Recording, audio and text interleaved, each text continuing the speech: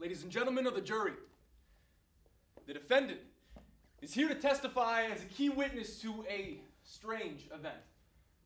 One morning, July 1854, a planter who shall not be named disappeared while in full view. Now, as the only sheriff and judge of this town, it is my duty to find God's truth. And it is the job of this court to decide exactly what has happened. Now, please stand. Raise your right hand.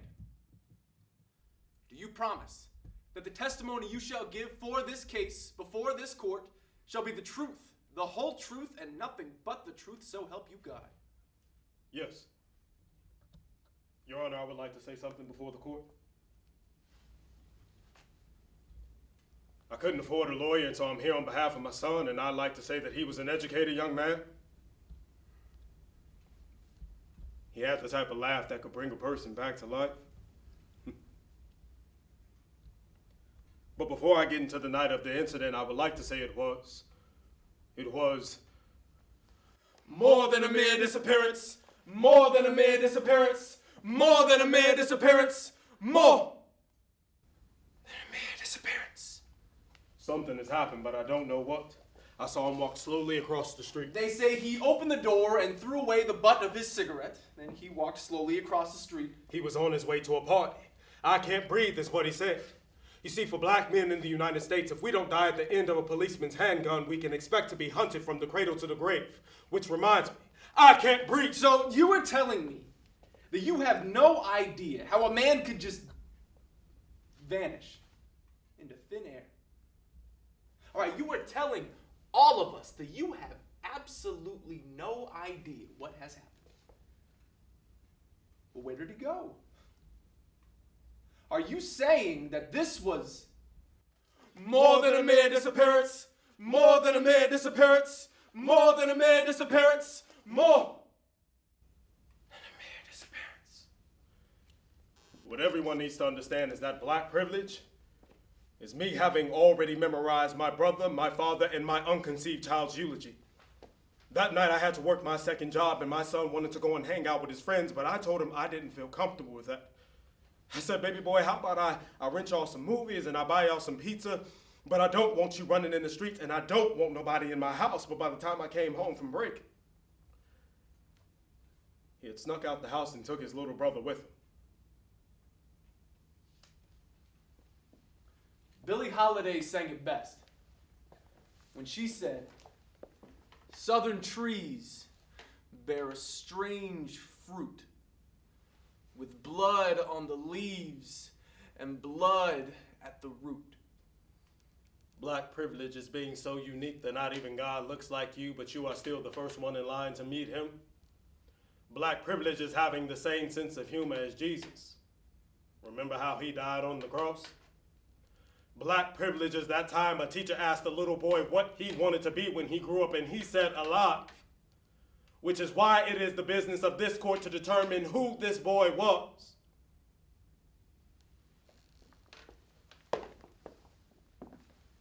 Now, in your original statement, you said you had driven some 200 yards down the road when you remembered, and I quote, "I forgot to tell that boy about the police officers. I forgot to tell that boy about the police officers," and this boy at that point must have just been in full view. Yes, I believe so. He walked down his front porch perhaps 50 yards across the street between the house and the store. Now, was this the same street that others have mentioned? No. You see, just beyond this road lay a closed crop pasture of 10 acres. And in another piece of land beyond this pasture, a dozen slaves were at work. Slaves. And what were the names of these slaves? Well, I can't really recall. Right.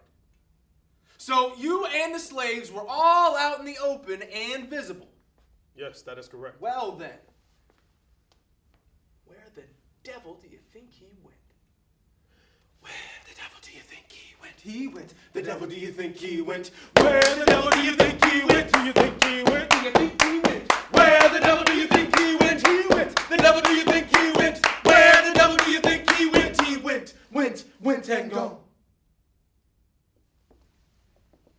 So you were standing in the street over there, is that correct? I was in the street over there, yes I was. As I had mentioned, there were perhaps a dozen slaves working under the officer's control. So, a dozen slaves he slayed. Slaves he slayed! Slaves he slayed! Slaves he slayed! A dozen slaves he slaved, that is correct. And what was this officer's strategy in trying to manage his slaves? His strategy was similar. Very similar to the strategy of the late John C. Calhoun. 1. Never permit an order you give to be disobeyed. Slave you slave. 2. Punish the offender if necessary. Slave you slave. 3.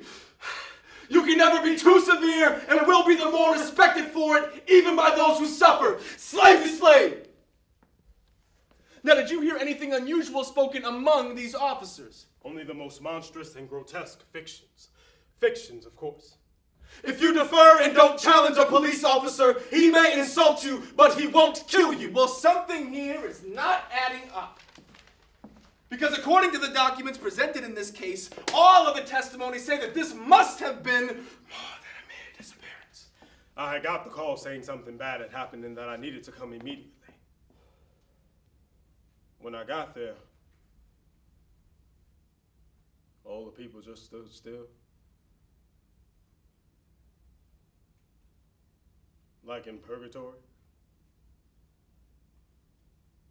So I identified myself to the police officer.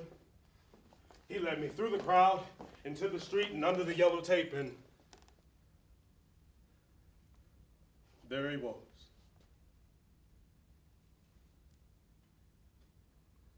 And no one had to say a thing, not a word. Because my heart froze with the shock of it.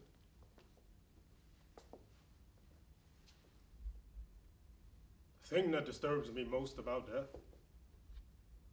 aside from its irreversible change and the fact that it's a natural part of life, it's the deeper implication. Black privilege is knowing that if I die, at least Al Sharpton will show up to my funeral. Black privilege is knowing that if I die, at least Al Sharpton will mason jar my mother's tears. Black privilege is this. Me standing here with a room full of witnesses giving you a dead body to the sound of my heartbeat. Can I tell you how hard it is to imagine my son's body beneath this sheet? As the sheet draws back millimeter by millimeter,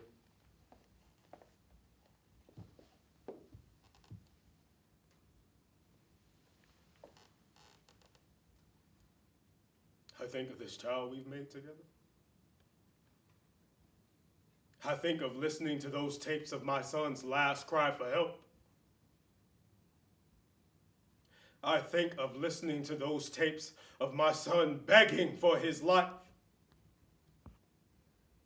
And it is like the slow striptease of death.